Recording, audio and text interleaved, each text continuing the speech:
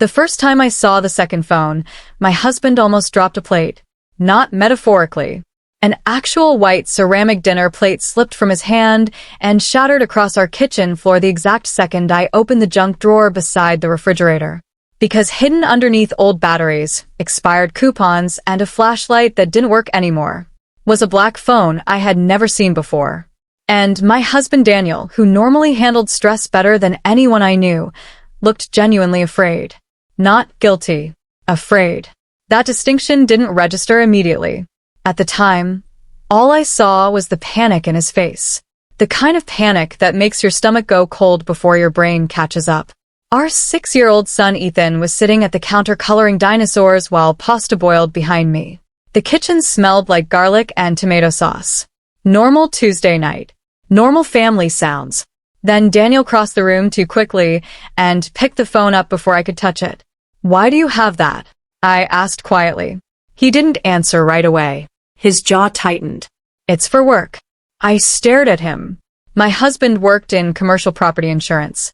There was absolutely no reason for a hidden prepaid phone stuffed inside a drawer under dead AA batteries. And what unsettled me most wasn't the phone. It was that Daniel wouldn't look me in the eyes. Then the screen lit up. One message. Unknown number. 3 words. Answer immediately or else.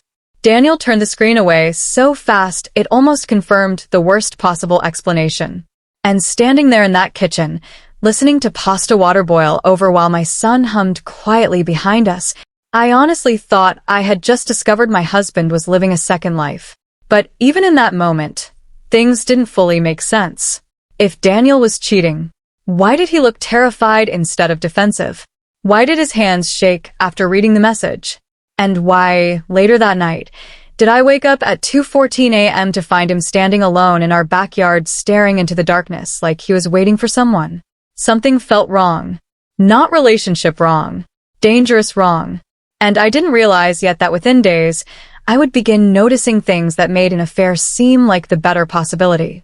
Because, whatever was actually happening, my husband was hiding something much worse than betrayal. Before I continue, I always wonder, where are you listening from? And what time is it? And if you ever had that moment where something tiny suddenly changed how you saw someone you loved. Not proof. Not certainty. Just one strange detail that made everything feel unfamiliar. Please comment down below and hit like and subscribe button. Because this situation escalated slowly. Now, let's go back. My name is Claire Bennett. I was 32 when this happened. My husband Daniel was 36. We lived in a quiet neighborhood outside Columbus, Ohio, in a 2-story house with beige siding and a backyard too small for the swing set Ethan wanted, but big enough that we promised him, maybe next summer. Daniel and I had been married 8 years. And before all this happened, I would have described our marriage the same way most people describe stable relationships. Predictable. Comfortable. Safe. Not perfect, but solid. Daniel was the calmest person I knew. The kind of man who double-checked locks before bed and remembered dentist appointments without reminders. He worked long hours, but he showed up. School events. Pediatrician visits. Saturday grocery runs. He was there. That's why the phone felt so wrong. Because secrets didn't fit him. Our routine. Most evenings followed the same rhythm. Daniel got home around 6:15.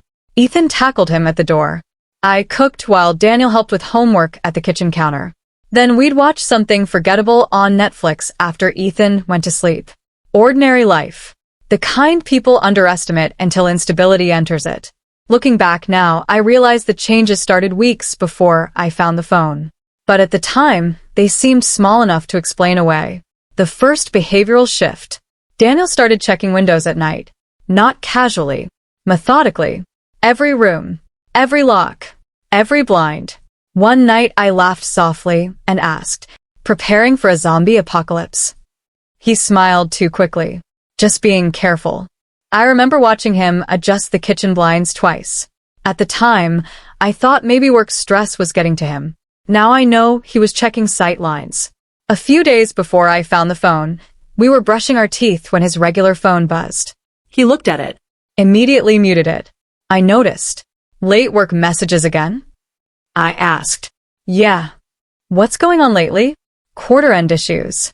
You've said that 3 weeks in a row. He froze for half a second, then smiled.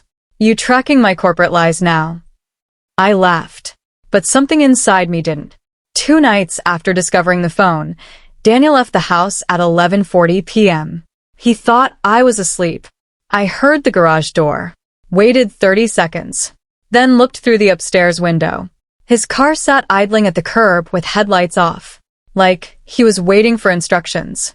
I watched him pick up the secret phone, listen, then drive away. My stomach dropped so hard it physically hurt. That was the moment suspicion became personal. Before then, I still wanted explanations. After that, my brain started building stories on its own. Affair. Debt. Crime. Another family. Every possibility felt terrible, but none matched Daniel's behavior completely. Because betrayal usually creates distance. Daniel had become more protective, not less. He walked Ethan into school every morning now instead of letting him take the bus. He checked our alarm system obsessively. He called me during lunch just to hear my voice.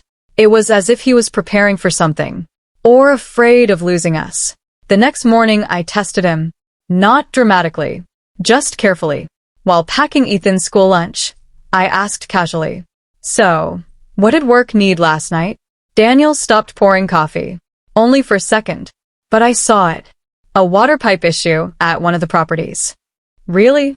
Yeah. Which property? His eyes flicked toward me. Why? I smiled lightly. No reason. You just never leave at midnight. He stared at me one beat too long, then said quietly, "Claire, is something wrong?" There it was. Not anger. Assessment. Like he was checking how much I knew. I suddenly realized something uncomfortable. I wasn't investigating him anymore. I was monitoring him. That difference terrified me, because it meant trust had already started collapsing. 3 days later, Ethan's school called me at work. "Mrs. Bennett," the receptionist asked, "your husband already picked Ethan up." I blinked. What? He signed him out about 20 minutes ago.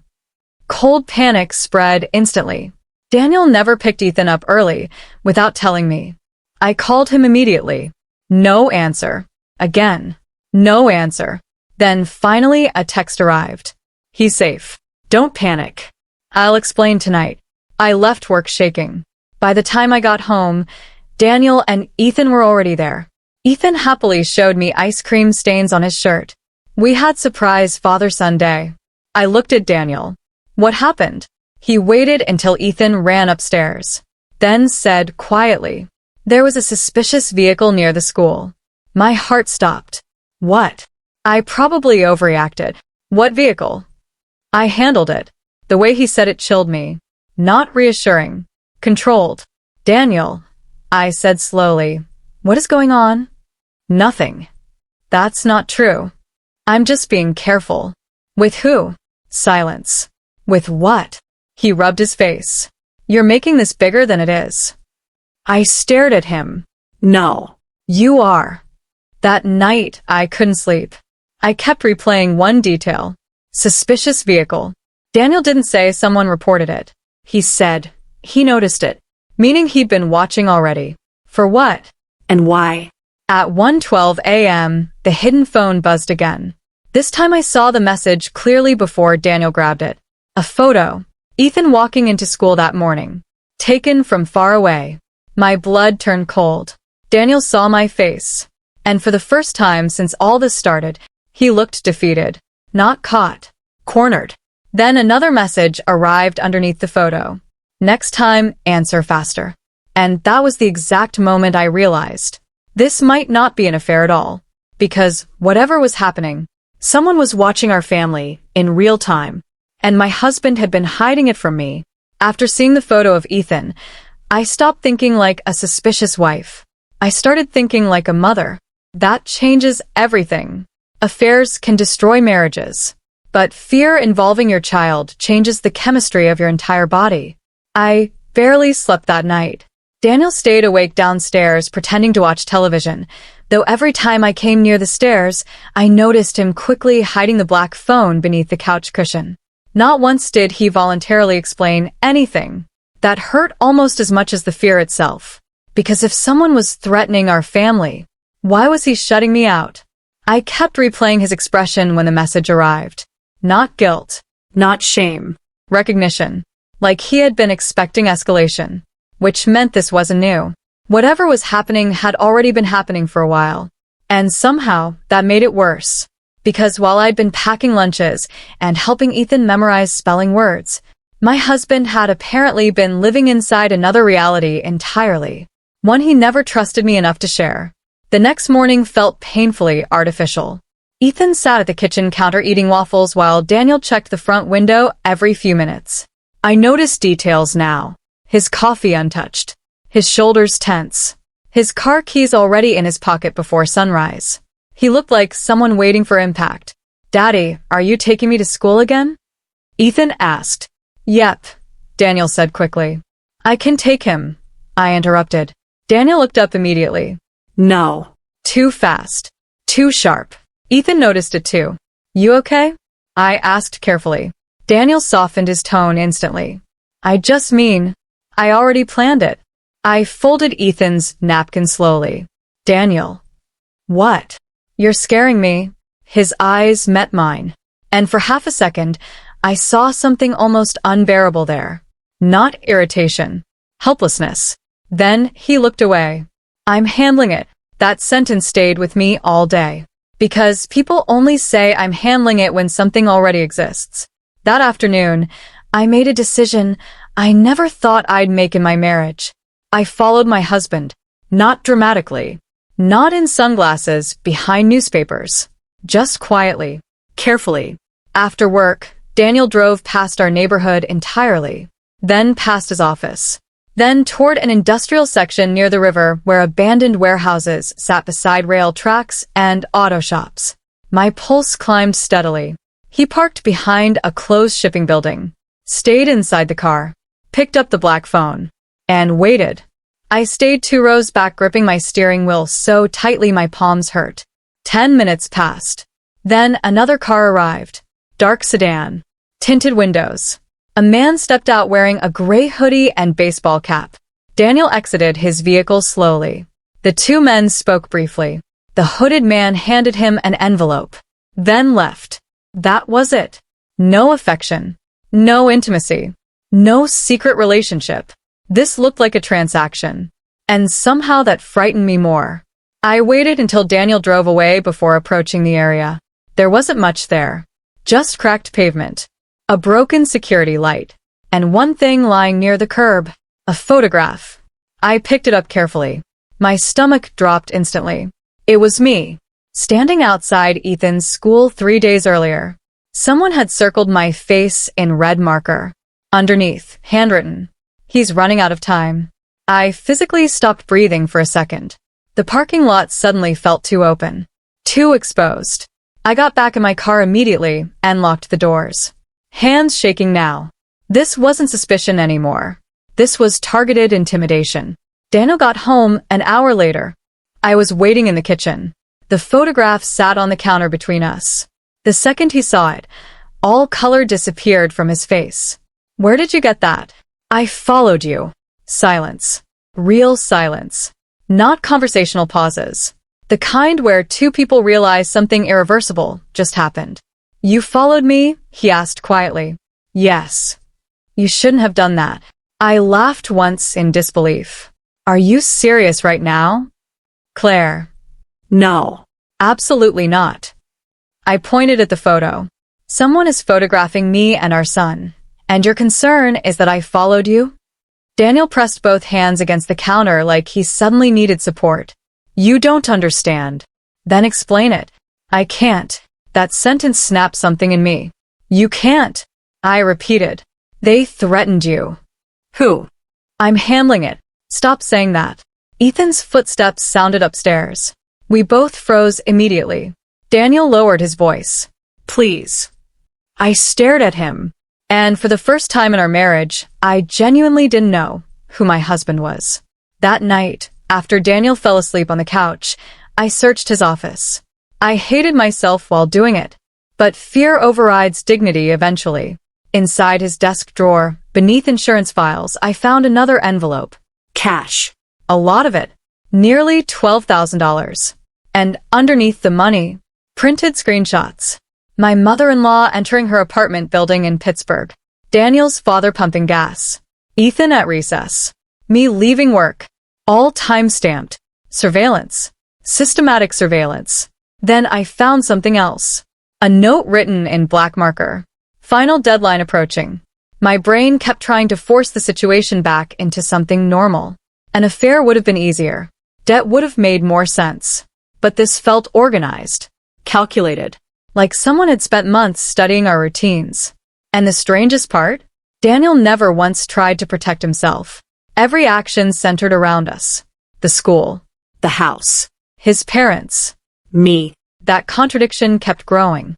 The next day, Daniel's mother called unexpectedly. "Hi, sweetheart," she said warmly. "Daniel's been checking on us constantly lately." I froze slightly. "Oh, he made us install cameras last month. Harold thinks it's ridiculous." In the background, his father laughed. "We're not in witness protection." Daniel's mother lowered her voice jokingly. "He's acting like somebody's after us." My stomach tightened instantly, because she said it casually. But she had no idea how close she might have been. That was when the pieces started aligning differently. This wasn't random paranoia. Daniel was protecting every person connected to him, which meant whoever was threatening him understood leverage and understood family. Over the next week, Daniel's behavior became even stranger. He began making unexplained cash withdrawals. He drove to places that made no sense. Storage facilities. Empty parking lots. Public lockers near bus stations. Always alone. Always with the second phone. Once I watched him leave an envelope beneath a park bench at 6:30 in the morning before work.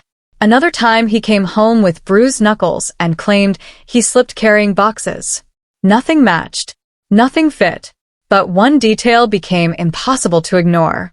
Every strange activity followed a message on the black phone. Commands. Instructions. Deadlines. One night after Ethan fell asleep, I finally asked the question directly. "Are you in danger?" Daniel stared at the floor, long enough to answer without words. Then quietly, "Yes." I swallowed hard. "From who?" "I don't know." I frowned immediately. "What do you mean you don't know?" "The messages come through the phone. Anonymous numbers. Different voices sometimes. Why you?" No answer. That silence hurt differently, because it felt intentional. Pressure intensifies. "Daniel," I whispered, "did you do something?" No. "Then why are they targeting us?" "They're targeting me. They photographed our child." His eyes closed briefly. "I know." "Then tell me the truth." He looked at me finally, and what I saw there scared me more than anger would have. Exhaustion. Pure exhaustion. "They said if I involve police," he said quietly, "they'll kill someone first to prove they're serious." 2 nights later, everything escalated again. Daniel's black phone rang during dinner. He ignored it. Immediately, another message arrived. Then another. Then a video. I saw it over his shoulder accidentally. Live footage. Our backyard. Taken in real time. Ethan's bicycle visible beside the fence. My entire body froze. Daniel stood up, so fast his chair nearly tipped over. "Stay inside," he said. Then he rushed toward the back door. I grabbed his arm immediately. No. His face looked almost panicked now. "Claire, let go." "Not until you tell me what's happening." The phone buzzed again. Another message. Bad choice. Then a second video loaded. This time from Pittsburgh. His parents' driveway. Live. Someone was watching both houses simultaneously. And then the final message arrived. Not text. Audio. Distorted voice. Calm. Almost amused. "You really should have followed instructions, Daniel." A pause. Then, "Your brother says hello." Daniel went completely still. And in that moment, I realized this nightmare was connected to someone from his own family. Someone he clearly never expected to hear from again. The second the voice said, "Your brother says hello," Daniel looked like someone had been hit internally. Not shocked. Not confused. Recognizing. Which somehow felt worse. The kitchen lights suddenly seemed too bright. Ethan was upstairs asleep. The dishwasher hummed softly beside us. And my husband stood frozen with a black phone in his hand while live footage of our backyard flickered across the screen. I spoke first. Quietly. What brother? Daniel didn't answer immediately. That silence told me two things at once. First, he knew exactly who this was. Second, he had hidden this part of his life from me completely.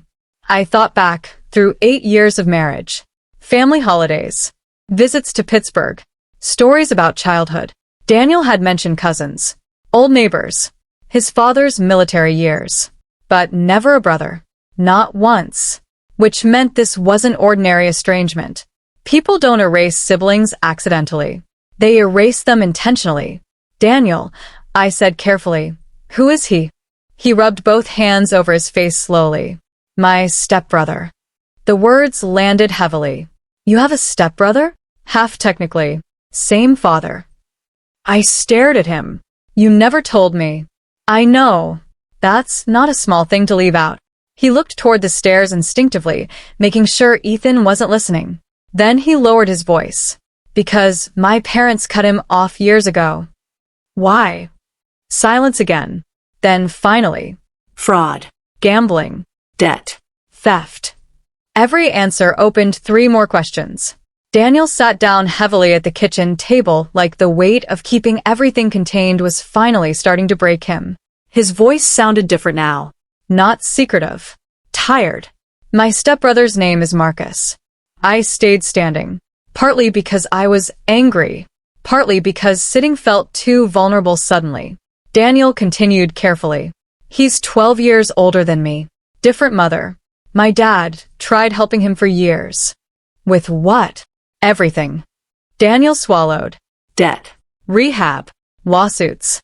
Gambling. The black phone buzzed again. Neither of us touched it. Dialogue sequence. Past comes forward. What happened? I asked. Marcus started forging signatures. Opened credit lines under my dad's business years ago. And your parents cut him off? After he stole from them. I crossed my arms. So now he's threatening your family? I don't know if it's directly him. I laughed softly in disbelief. The message literally said your brother says hello. Daniel looked up sharply. You don't understand, Marcus. Then help me understand.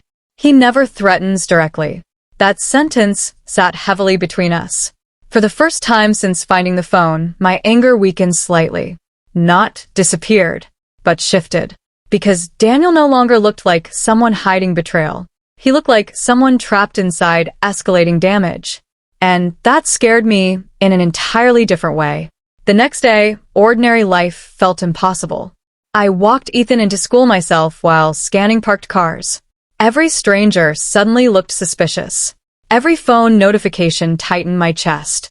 At pickup, I noticed a gray SUV idling across the street for several minutes before driving away. Maybe coincidence. Maybe not. That's the problem with fear once it enters your home. Everything becomes possible. I kept replaying one detail from the night before. Daniel had not reacted with surprise at the mention of Marcus. He reacted with inevitability, like part of him had expected this outcome eventually.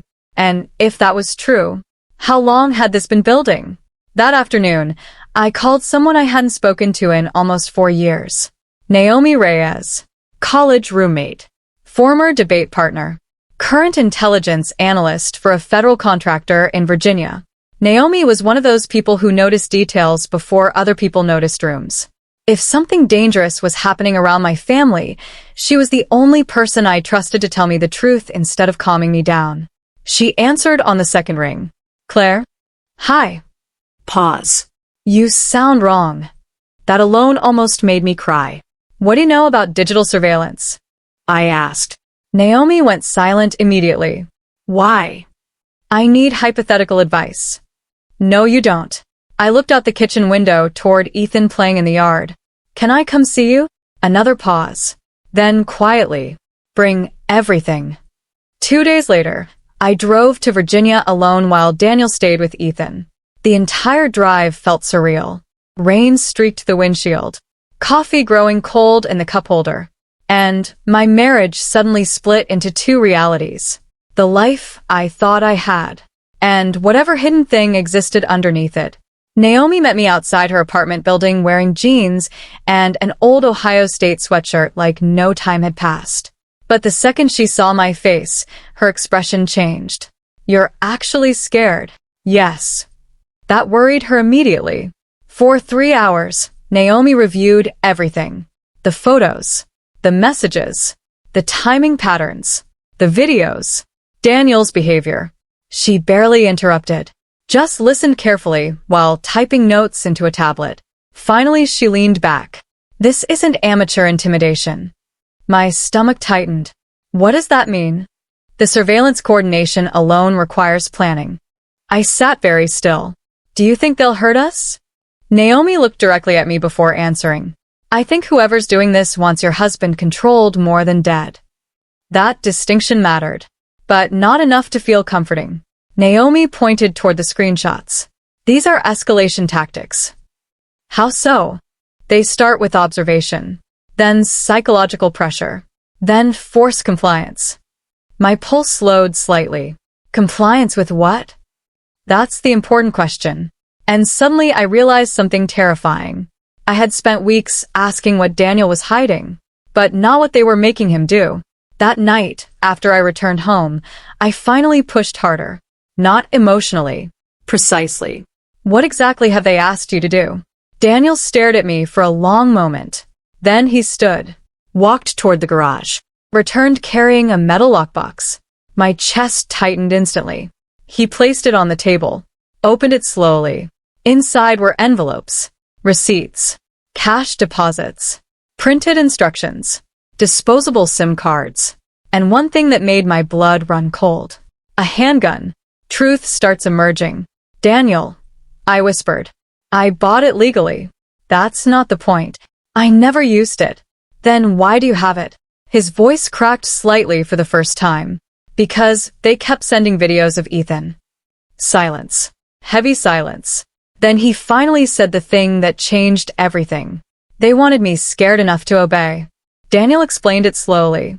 Months earlier, anonymous messages started arriving on the hidden phone. At first simple. Instructions to deliver envelopes. Move money. Leave packages in public lockers. Nothing overtly violent.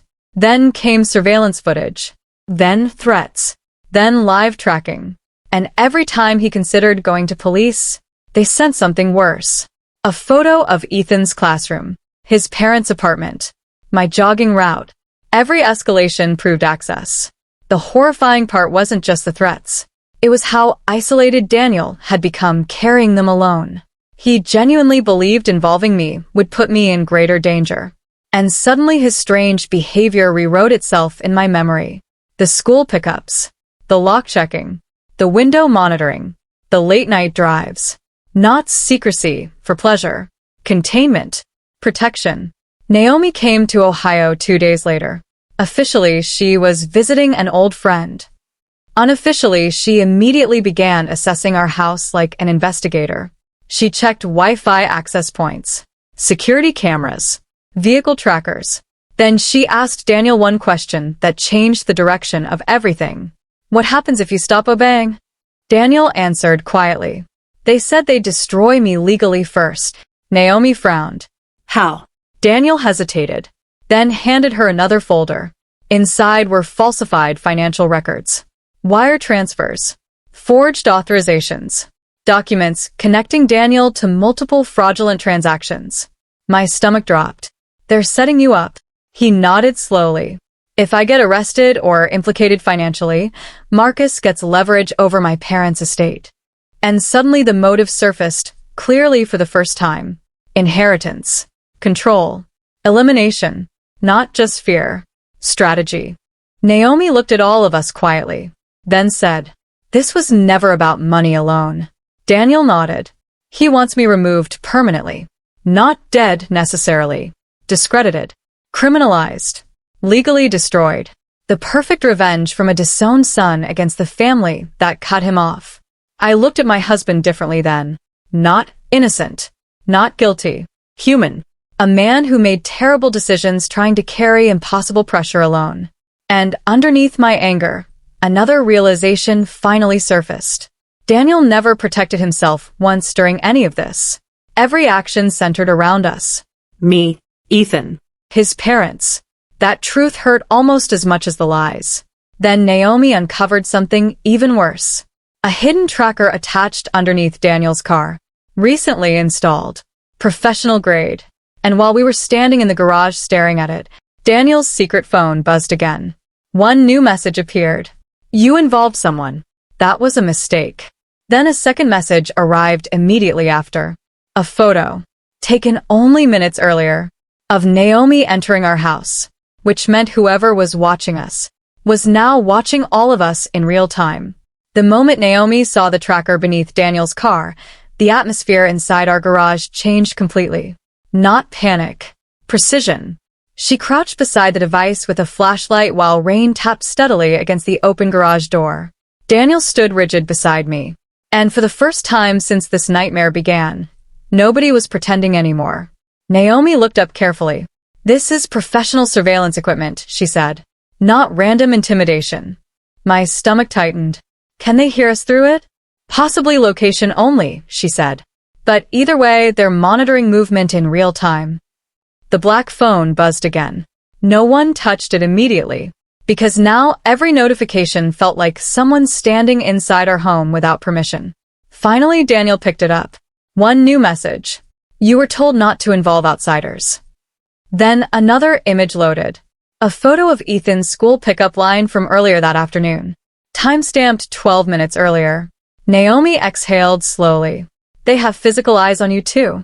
That sentence hit me harder than everything else combined. Physical eyes. Not just digital threats. Real people near my child. Near my house. Near my life. And suddenly I understood why Daniel looked exhausted all the time.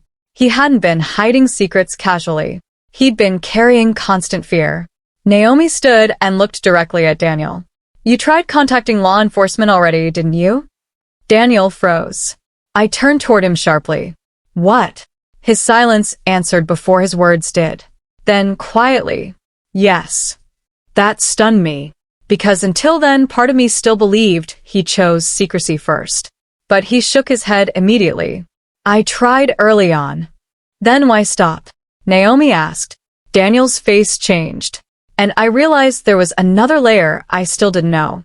He sat down slowly on the garage step like the memory itself weighed something physical. This was about 3 months ago, he said quietly. The messages had started escalating. At first it was only photos, then threats. Rain intensified outside. I listened without moving. Daniel rubbed his palms together once before continuing. I contacted a detective anonymously. We arranged to meet after work downtown. My chest tightened immediately. And I never made it inside. Daniel looked at me carefully. You remember when you got stuck in the hospital parking garage elevator? Cold spread instantly through my body. 3 months earlier, I remembered it perfectly. I'd taken Ethan for urgent care after a bad fever. The elevator malfunctioned while leaving. Lights flickering. Emergency stop between floors. I was trapped nearly 11 minutes with a man in a gray business suit who barely spoke. At the time, I thought it was random bad luck. Daniel's voice dropped lower. It wasn't a malfunction. My stomach dropped. What are you saying? The man inside with you had a gun. The room disappeared around me for a second. What? Daniel swallowed hard. They sent me live video from inside the elevator while I was driving to the police meeting. I stared at him in complete disbelief. No. His eyes looked devastated now. They told me if I walked into that station, they'd kill you before the elevator doors reopened. Every sound in the garage faded. I suddenly remembered tiny details differently. The suited man standing too close to the panel. His hand inside his coat pocket the entire time. The way he looked directly at the security camera once. At the time, I thought he was nervous too. My legs felt weak. I sat down slowly. You watched that happen? Daniel nodded once. They were live streaming it to the black phone. Why didn't you tell me? Because then you would have known how vulnerable we were. I stared at him, and for the first time since all this began, my anger broke apart completely.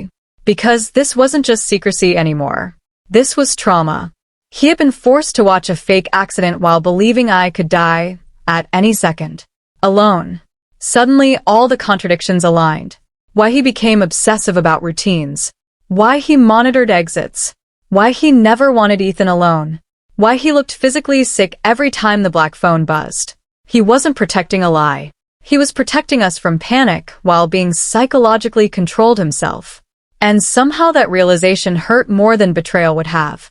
Naomi's tone sharpened immediately. Okay, she said calmly. That changes the profile. How? I asked quietly. This isn't emotional blackmail anymore. It's coordinated coercion with surveillance and forced compliance. Daniel looked exhausted. What does that mean? It means they've crossed enough legal lines that once we identify operational mistakes, they're done. The certainty in her voice steadied the room slightly. For the first time, someone sounded ahead of the situation instead of trapped inside it. Over the next 5 days, Naomi essentially turned our house into a controlled operation. Not dramatically, quietly, methodically. She changed router access, installed hidden recording software, mapped timing patterns for the black phone messages, tracked vehicle movements near our street, and slowly, patterns emerged. The messages always intensified after one thing. Conversations involving Daniel's parents, inheritance discussions, legal paperwork, estate planning. Naomi circled one timeline entry. This was never random extortion, she said. It's succession manipulation. Daniel finally revealed the final missing piece. 6 months earlier, his parents updated their estate documents. Marcus received almost nothing. Not because of favoritism, because of years of fraud, theft, and gambling debt. Daniel became primary executor, and suddenly Marcus escalated. Not for money immediately, for removal. If Daniel became criminally implicated, discredited, or imprisoned, Marcus could challenge portions of the estate legally. Everything clicked into place. The forged transactions, the fake financial trails, the forced package deliveries. They were building criminal exposure around Daniel deliberately. One night after Ethan fell asleep, Daniel and I sat alone in the kitchen. The same kitchen where the story started. Only now everything looked different. I'm sorry, he said quietly. For what part? All of it. I looked at him carefully. You should have trusted me. I know. You let me believe terrible things. He nodded slowly. I thought fear would spread if I told you. I exhaled. It spread anyway. That sentence sat heavily between us. Not cruel, just true. Naomi's breakthrough came unexpectedly. A parking ticket. Not glamorous. Not cinematic. One surveillance vehicle near Ethan's school received a citation 2 weeks earlier. The registration traced to a shell company connected to a private security contractor. And through that contractor, Marcus. Indirectly. But enough. Naomi smiled for the first time in days. There you are. The takedown happened during what Marcus believed was another controlled exchange. Daniel received instructions to deliver financial records to a hotel conference room downtown. Exactly the kind of setup they'd used repeatedly. Only this time, Daniel wasn't alone. Federal investigators coordinated quietly through Naomi's contacts. Unmarked surveillance teams positioned nearby. Financial crimes investigators already reviewing the forged documentation. And Marcus still believed he controlled the narrative. That was his mistake. The hardest part wasn't discovering Daniel had been blackmailed. The hardest part was understanding why ordinary solutions no longer felt safe. Because once someone proves they can reach your family physically, your brain stops trusting systems automatically. Especially after the elevator incident.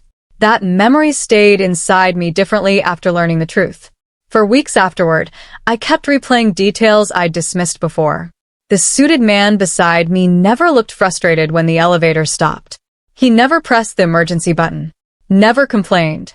Never even checked his phone. He just stood there with one hand inside his coat pocket while the lights flickered overhead. At one point, I remembered asking nervously, "Do you think they know we're stuck?" And he smiled slightly before saying, "They know." At the time, I thought he meant maintenance. Now I knew better. Daniel later told me the blackmailers sent him live footage from inside the elevator while he sat outside the downtown police station parking garage trying to decide whether to go inside. The message they sent him read, "Walk into the station, and she dies before the doors reopen." After that, he stopped trusting direct police involvement. Honestly, I probably would have too. When Naomi arrived, that was one of the first things she explained carefully. "These people already demonstrated active surveillance capability," she said quietly from our dining table one night. Rain tapped softly against the windows while Ethan slept upstairs. "You don't escalate openly until you understand operational reach." Daniel looked exhausted across from her. "So, what do we do?" Naomi leaned back slightly. "We stop reacting emotionally and start gathering structure." I frowned. "What does that mean exactly?" "It means," she said calmly, "we need evidence they can't explain away." That was the part one didn't fully understand initially. I kept thinking the danger was physical harm. But Naomi explained something important. "Marcus isn't behaving like someone trying to murder Daniel," she said. "He's behaving like someone trying to erase him legally." That distinction changed everything. Because once we reviewed the forged transfers and fake financial trails more carefully, the strategy became clearer. Marcus didn't just want Daniel scared. He wanted him compromised, connected to suspicious deliveries, untraceable money movement, questionable transactions.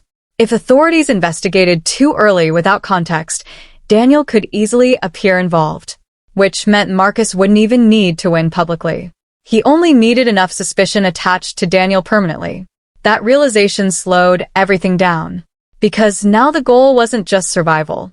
It was controlled exposure. 3 days later, Naomi introduced us to someone named Eric. At least that's the name we were given. Tall. Mid-40s. Calm in a way that instantly made you trust him.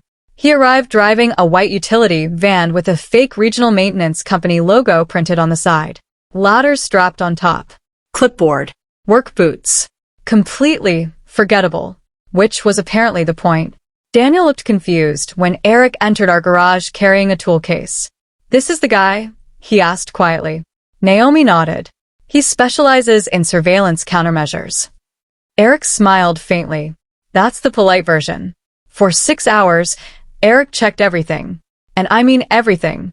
Smoke detectors, cable boxes, exterior lights, router systems, wall outlets, Ethan's tablet, Daniel's vehicles.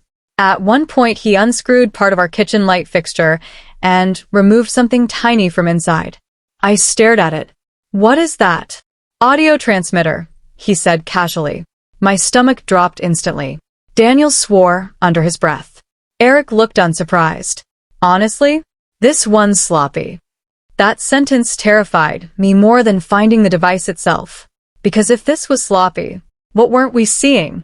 The emotional effect of discovering surveillance inside your own home is difficult to explain unless you've experienced it. Every room suddenly feels altered, artificial.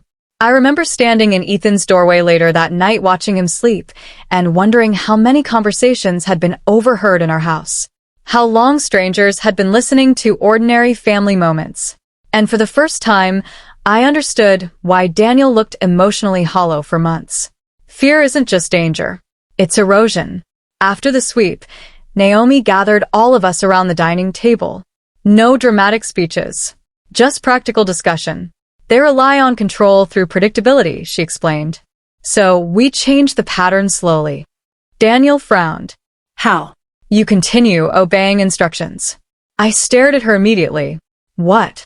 She nodded calmly. For now. Daniel looked physically sick at the idea. You want me to keep cooperating? I want them comfortable, Naomi corrected. Huge difference. That part mattered too. Marcus wasn't personally handling operations most of the time. He used layers, disposable phones, contracted surveillance people, dead drops, third-party shell companies. Even the men physically watching our home often didn't know who hired them. Naomi explained it one night while reviewing vehicle photos. This is compartmentalized intimidation, she said. Everyone only knows one piece. Meaning if one person got caught, Marcus stayed insulated. Which was exactly why Naomi refused to move too quickly. We don't arrest the shadow, she told us. We forced the architect into visibility. For nearly 2 weeks, Daniel continued following instructions under supervision. That part emotionally destroyed me at first. Watching him leave envelopes in lockers, transfer small cash amounts, drive to meaningless locations. But now there was structure behind it.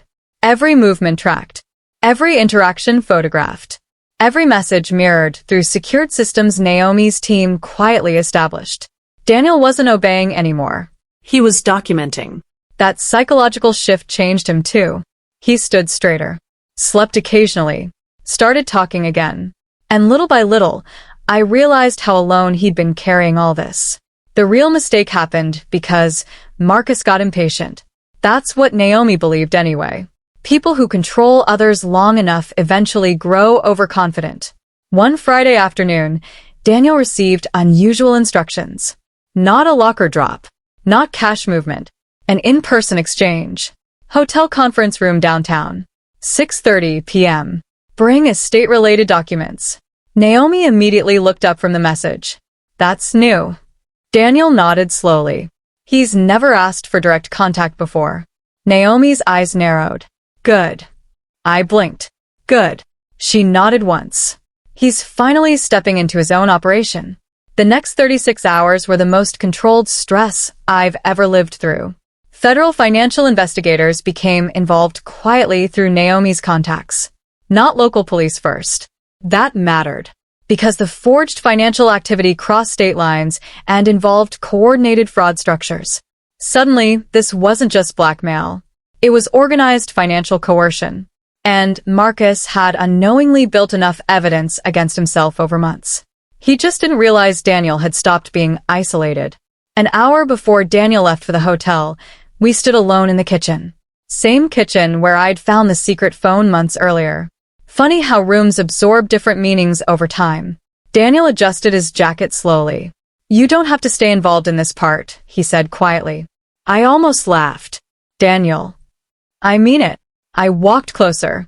You spent months trying to carry danger alone. He looked down immediately. I thought I was protecting you. I know. Silence. Then I touched his hand gently. But we survived this together or not at all. That was probably the first moment since all this began that he truly believed he wasn't alone anymore. The hotel itself was painfully ordinary. Business travelers. Muted lobby music. Conference rooms with beige carpeting and artificial plants. Exactly the kind of place nobody remembers afterward. Which was likely intentional. Daniel wore a concealed recording device Naomi's people installed earlier that afternoon. 2 federal investigators sat separately inside the lobby cafe, pretending to work on laptops. Another posed as hotel staff near the elevators. Everything looked normal. That was the point. Marcus trusted normal environments. He trusted appearing invisible. Marcus entered the conference room 11 minutes late. Confident. Relaxed. Expensive charcoal coat. Silver watch. The kind of man who practiced charm like a business skill. Daniel later told me the first thing Marcus said was, "You look terrible." Like this was all mildly amusing to him. Daniel stayed calm. Marcus sat across from him casually. No wife tonight? He asked. That line made my stomach turn when I heard the recording later. Because it wasn't random. It was reminder language. Control language. For several minutes, Marcus talked freely. Too freely. That was Naomi's strategy. No confrontation early. Let ego expand naturally. Marcus complained about their father. About inheritance. About being replaced by Daniel. Then finally, he said the sentence investigators needed. You should have accepted disappearing quietly. Daniel asked carefully. Or what? Marcus smiled slightly. Or this gets much worse for everybody around you. There it was. Threat acknowledgement. Coercion linkage. Operational ownership. And because Marcus believed Daniel was still isolated and frightened, he kept talking. That became his downfall. Daniel finally slid the black phone onto the table. Marcus looked at it, then at him. And Daniel said calmly, "You made one mistake." Marcus smirked faintly. "What's that?" "You assumed fear keeps people alone forever." The conference room door opened immediately afterward. Not explosively. Federal investigators entered one at a time. Badges visible. Controlled movements. Marcus's expression changed instantly. Calculation. And for the first time in months, Daniel didn't look afraid anymore. Marcus didn't panic immediately. That was the interesting part.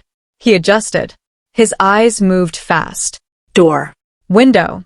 Daniel. The folder on the table. Then the badge. Only then did his expression tighten. Not fear yet. Calculation. Okay, Marcus said lightly, leaning back in his chair. This is a misunderstanding. No one responded. That silence wasn't accidental. It was procedural. One investigator placed a sealed evidence folder on the table without opening it yet. Another stood near the door. Blocking angle, not movement. Controlled containment. Marcus noticed that immediately. His voice sharpened slightly. You can't just walk in here without notifying counsel. One of the investigators finally spoke. You were notified when you began organizing interstate financial coercion involving falsified instruments and surveillance-linked intimidation. Marcus gave a short laugh. That's a stretch. Daniel didn't move, but I could hear his voice through the recording later when Naomi replayed it for me. Calm. Flat. This isn't a stretch, Daniel said. It's a timeline. Marcus looked at him sharply. The investigator opened the folder. Inside was a printed chain of transactions. Bank routing data, shell company transfers, and timestamps that connected Marcus's contracted surveillance company directly to funds originating from accounts tied to offshore gambling debt settlements. The investigator slid one page forward. Do you recognize this account? Marcus glanced once, then quickly looked away. But it was too late, because recognition is still confirmation in court. That account is not mine, Marcus said immediately. The investigator nodded. That's correct. It's registered to a holding entity under a subcontractor you've used repeatedly for private consulting services. Pause. Which is documented here. Another page turned. This time, employment invoice records. Signed. Timestamped. With Marcus's encrypted authorization signature attached. Not just suspicion. Traceable authorization chain. Marcus leaned forward now. Voice changing tone. More controlled. More persuasive. This is being misinterpreted, he said. I've been targeted by my brother's legal team before. This is retaliation. Daniel finally spoke again. And his voice was different now. Not emotional. Not reactive. Certain. No, he said. This is the part where you stop rewriting reality. Marcus's jaw tightened. You think this proves anything criminal? The investigator placed a second document on the table. And this one changed the room entirely. It wasn't just data. It was a trace command log. A decrypted communication chain linking Marcus's burner network to real-time surveillance activation requests. One line stood out clearly. Confirm visual on target minor. Ethan Bennett. School perimeter active. Another. Elevator contingency engaged. Subject Claire Bennett contained. The room went completely still. Even Marcus didn't speak for a second. Because this wasn't abstract anymore. This was operational documentation. Marcus finally stood up. Slowly. Hands raised slightly. This is insane, he said. You're building a case off metadata and assumptions. The investigator didn't move. We're building it off execution logs. Marcus laughed once. But it didn't land this time. You don't understand how this looks in court. Daniel looked at him directly now. And for the first time, there was no hesitation in his voice. I understand exactly how it looks, Daniel said. Because I lived it. Marcus pointed toward Daniel sharply. He's biased. The investigator replied calmly. The evidence is not. Marcus suddenly moved toward the door. Not fast. But decisive. That's when two additional federal agents stepped in from the hallway, blocking exit fully. No aggression, just presence. Marcus stopped immediately. Silence stretched again. Longer this time. He turned slowly. Am I being detained? The investigator nodded. Yes. That was the first moment Marcus stopped trying to talk his way out and started trying to survive it. From the recording, Daniel later described what Marcus looked like in that exact second. Not angry. Not powerful. Disconnected. like someone realizing every version of escape had already been accounted for. Marcus looked at Daniel again. "You did this," he said quietly. Daniel didn't raise his voice. "No," he replied. "You did this when you turned my family into leverage."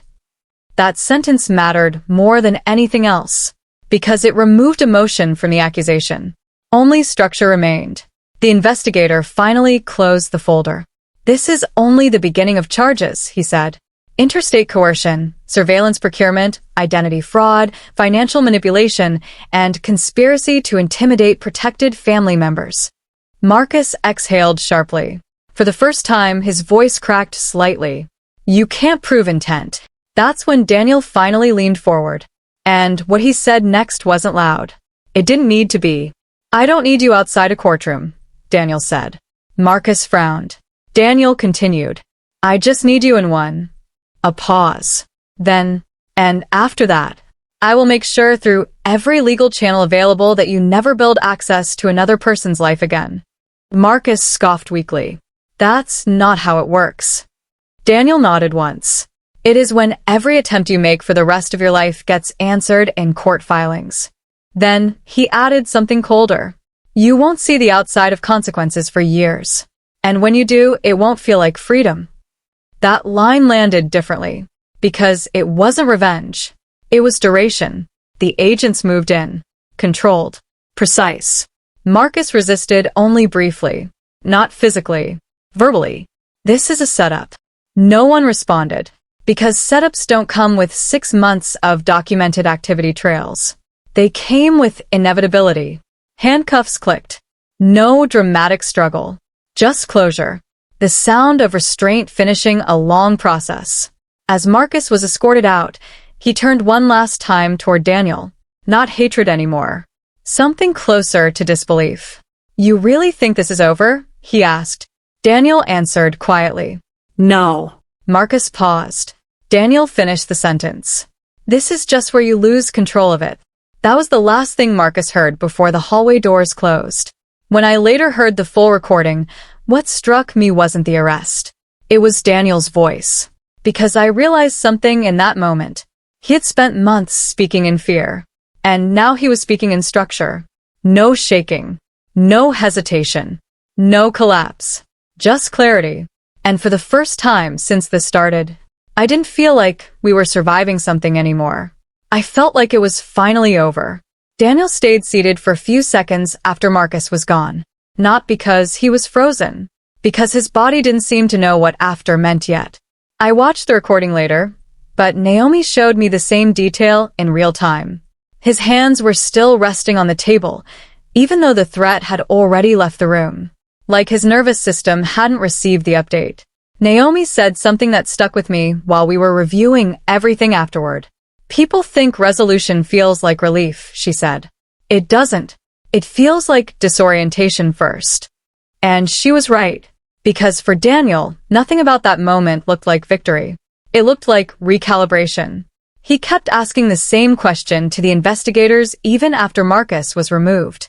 Is the surveillance chain fully mapped? Not, is he arrested? Not, is it over? But whether the system behind him had been fully exposed.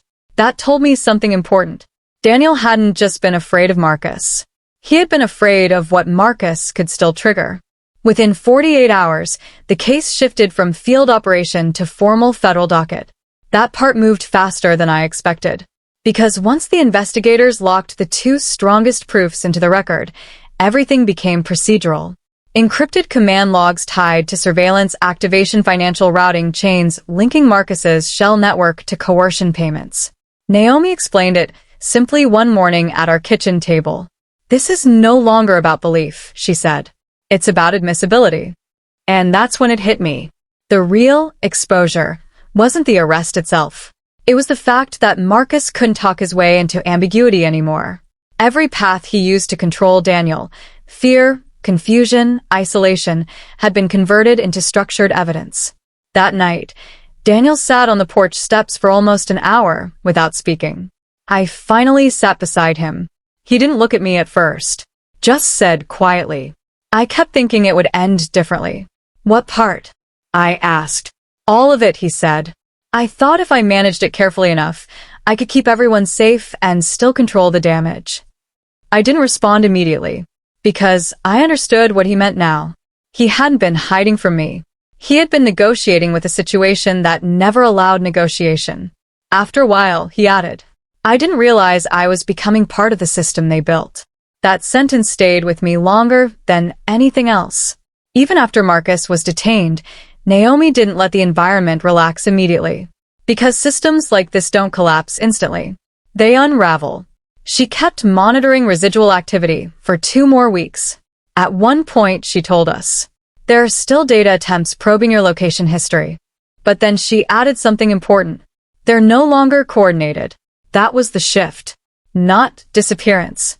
Fragmentation. Which meant the control structure had lost its center. It was small. Almost stupidly small. Ethan asking for pancakes on a Saturday morning without Daniel checking the windows first. Daniel paused halfway through pouring batter, then realized what he was doing, and stopped. Just stopped. I noticed that moment more than anything else that week, because it was the first time I saw behavior not dictated by threat assessment. Naomi later explained the scope in simple terms. Marcus didn't just face a single charge. The structure they built meant multiple independent legal tracks. Federal coercion charges, surveillance, procurement violations, interstate fraud, linking shell companies, conspiracy tied to intimidation of protected family members. And because the evidence included time-stamped execution logs, not just circumstantial activity, his defense couldn't collapse it into misunderstanding. It was too structured, too traceable, too layered. Daniel didn't react strongly when he heard this. Just nodded once. Not satisfaction. Closure of uncertainty. That was all he seemed to need. A week later, I asked Daniel something I hadn't before. Do you feel safe now? He thought about it for a long time, then answered honestly. I feel untrained for it. I asked what he meant. He looked toward the street outside. I don't know how to live without scanning anymore. That was the part nobody warns you about. Even after danger ends, the habits don't immediately leave. They linger like muscle memory. Therapy wasn't immediate healing. It was slow deconstruction of patterns built under pressure. Daniel had to unlearn. Constant perimeter checking, message anticipation cycles, reactive compliance thinking. I had to unlearn something different.